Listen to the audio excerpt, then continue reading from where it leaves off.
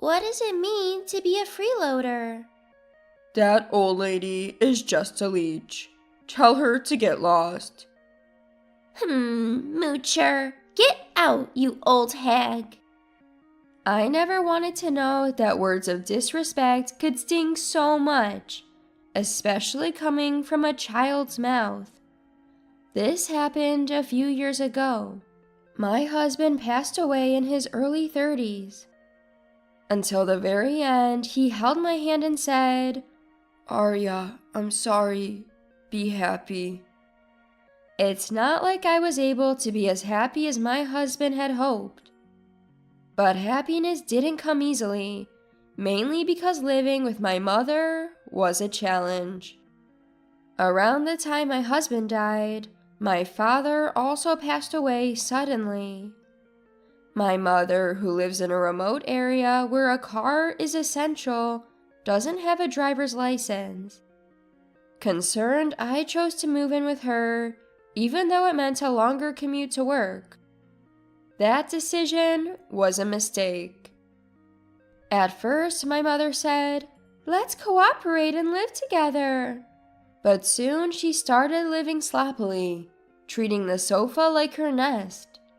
She didn't help with chores despite our initial agreement.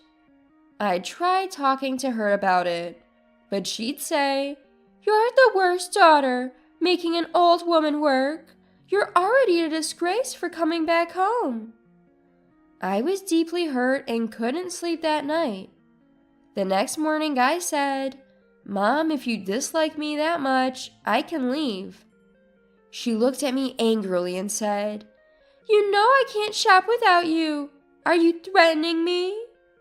"No, I just didn't want to make you uncomfortable."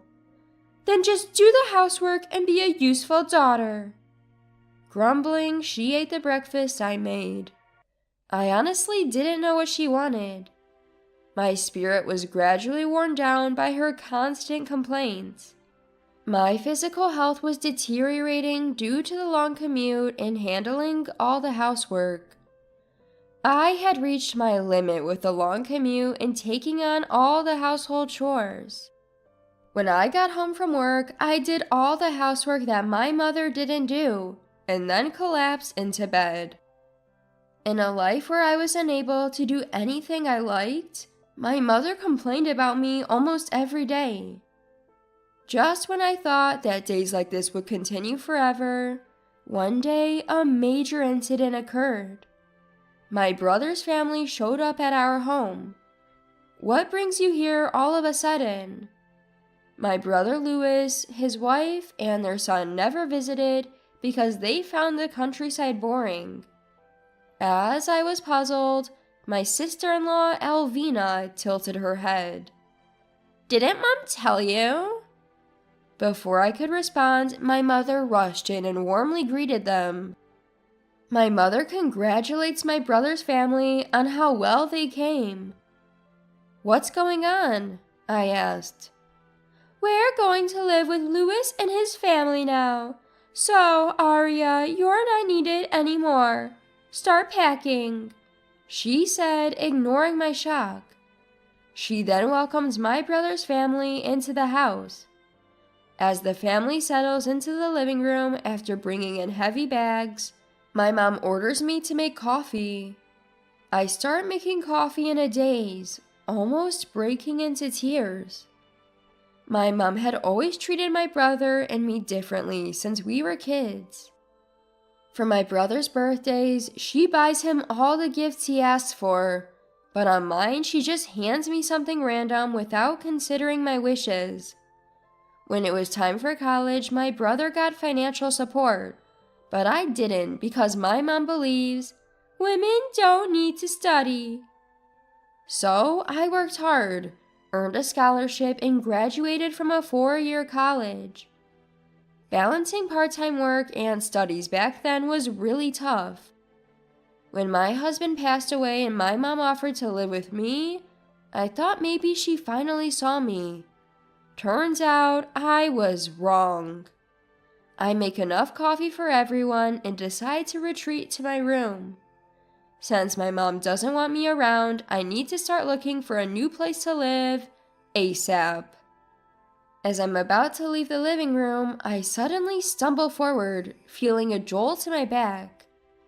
I was lost in sadness, but when I turned around, it's Delano, my brother's son who had kicked me. "Stop it, that hurts. You can't kick people," I warn him. Hearing my voice, Alvina, his mom, surprisingly tells me, "Arya, please stop it." Delano, grinning, says, "I took down the old lady." Alvina smiles and says, "Yes, you did." Confused, I show them my bruised knee. Isn't it basic to teach kids not to kick people? I'm actually hurt. Why shouldn't I correct Delano? "We practice no scold parenting. We let our child grow freely, doing what he wants. So please don't scold Delano," Alvina says, visibly annoyed.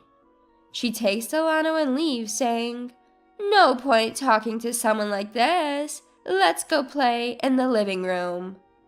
I was furious, but it was clear that my mom, brother, and Alvina would side against me. Picking a fight I can't win won't help, so I head to the kitchen to calm down. When I'm about to break, I turn to sweets for comfort. I thought I had some cream puffs in the kitchen, but as I get there, my brother is already opening the fridge, exclaiming, "Oh, cream puffs!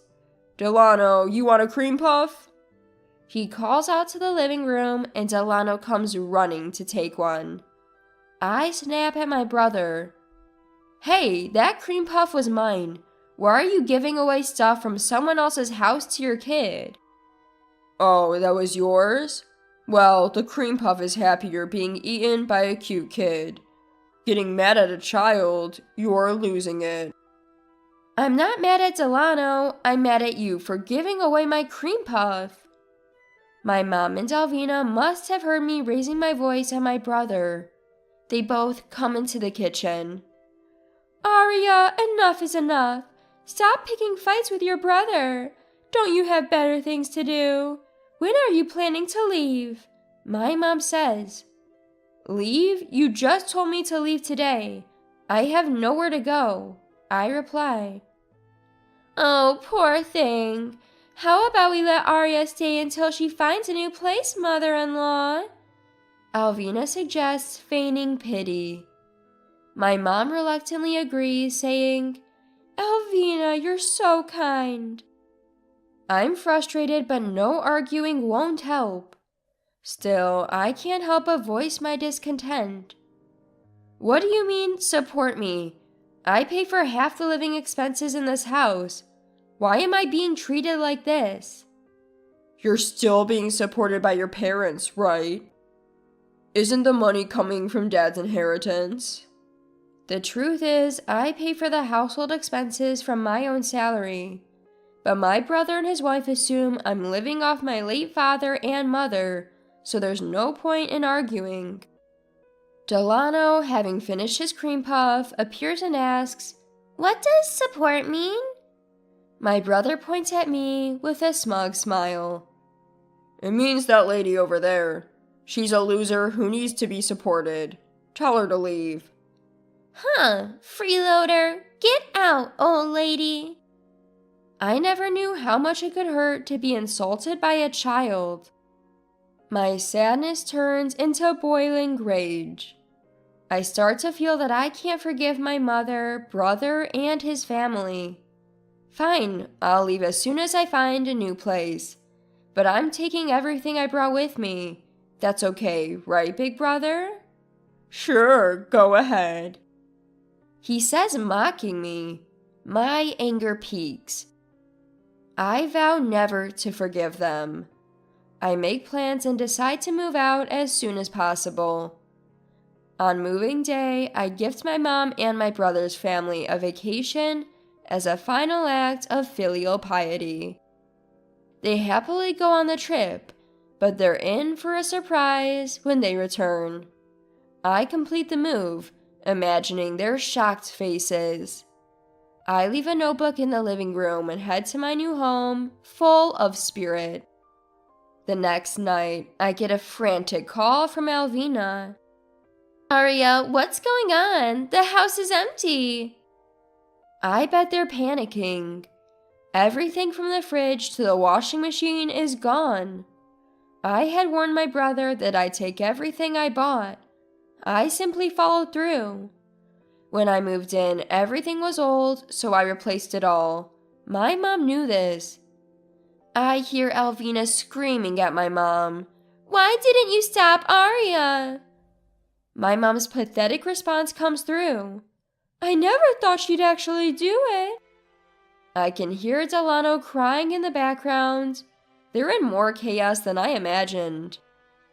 Aria says she bought everything herself, but there's no proof. Didn't she buy it all with Dad's inheritance? My father left no inheritance. You and my brother left right after the funeral, so you probably didn't know. There's no way you could afford to send us that much money just from your pension, Alvina argues. That money was from me, I clarify. What? Alvina sounds dumbfounded. I paid it. Check the notebook in the living room, I instruct. The notebook contains all the receipts for everything I bought for the household. Alvina sees it and stammers, What does this mean? I explain, I have more money than you and my brother think. I never got help with college tuition and felt frustrated because of it. But I used that frustration as fuel, working hard during job hunting, and landed a job at a top-tier company. Being used to hard work, I excelled at my job and am the only woman among my peers on a fast track to promotion. My mom and brother never showed interest in where I work, so I never bothered telling them. When Alvina relayed this over the phone, both my mom and brother seemed shaken, but I felt no obligation to continue the conversation. So feel free to live your life without the burden of supporting me, I said and hung up. That night, I slept well in a quiet home for the first time in a while. It was a truly peaceful night, free from being kicked or hit by my nephew, and without anyone telling me to leave. A few days of peace followed. Then my mom and brother's family somehow found out where I lived and showed up. When I asked through the doorbell, "What do you want?" my brother pleaded. Please give back the appliances or lend us money to buy new ones. We're at our limit. I had assumed my brother could manage, but it turns out he quit his job when they moved here. When I return home, my rent is $0. They thought they could live off my mom's pension and my dad's inheritance. When I laughed at their foolishness, my brother got angry and started yelling, but I ignored him and called the police. Sorry, there's a commotion at my apartment entrance and it's frightening. Could you come? The police arrived within minutes. As I live near a police box, security is outstanding. I had anticipated my family would follow me, so I deliberately told friends where I was moving. I chose an apartment close to a police station. I had decided that if my mom and my brother's family showed up, I'd immediately involve the police. Sure enough, they got a stern warning from the police and left in a hurry. After the police got involved, I knew my mom and brother's family would never bother me again. I blocked their phone numbers and mail accounts, successfully cutting ties with them. I later heard about my mom and brother's family from local friends. My brother, it seems, is working part-time at a grocery store 90 minutes away by car from our hometown. He's so incompetent that he gets yelled at every day. But in that rural area, there's nowhere else to work. He's clinging to his job, constantly getting scolded by a younger manager. My nephew Delano started kindergarten, but is struggling to make friends. Thanks to Alvina's lax parenting, Delano has become so spoiled that he's hitting his friends, just like he used to do to me. Word got around among the moms, and now Alvina and Delano are isolated because nothing good comes from being involved with that kid. Delano is acting out his stress at home, causing daily chaos. Their already old house is getting destroyed in various places because of his tantrums. Furthermore, Delano seems to have developed a mistrust of people.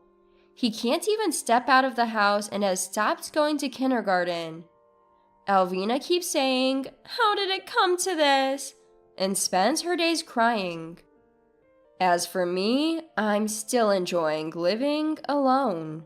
The desire for my mother's approval disappeared when I cut ties, and now I'm relishing the freedom I finally gained, living a comfortable life while working. Living alone can be lonely at times, but so far, I haven't met anyone I like more than my late husband. I hope that someday I'll meet someone I can love as much as him. And when that time comes, I'll start a new chapter in my life.